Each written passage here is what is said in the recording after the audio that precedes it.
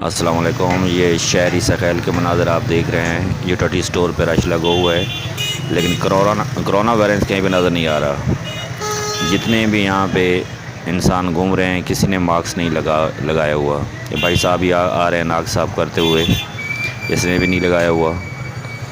ये आगे देखें, कसाब बैठा हुआ है, देखते हैं उसने लगाया हुआ या नहीं। नहीं भाई, कसाब ने भी मास्क नहीं लगाया हुआ। और गोश्त पे मक्खियाँ कैसे बिन बना रही हैं।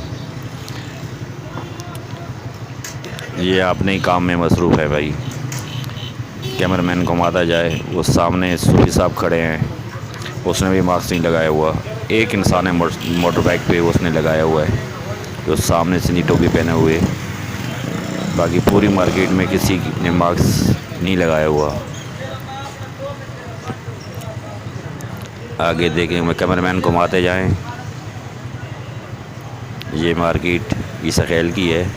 ये वज़ीर-ए-आज़म इमरान ख़ान का अपना ही हल्का है, 95 है। ये देखिए, जो टटी स्टोर पर रश लगा हुआ है, किसी इंसान ने मास्क नहीं पहना हुआ। रश इतना लगा हुआ है, ना आटा मिल रहा है ना घी मिल रहा है। अभी रमज़ान पैकेज शुरू हो रहा है। 65 रुपये किलो चीनी का ऐलान हो चुका है।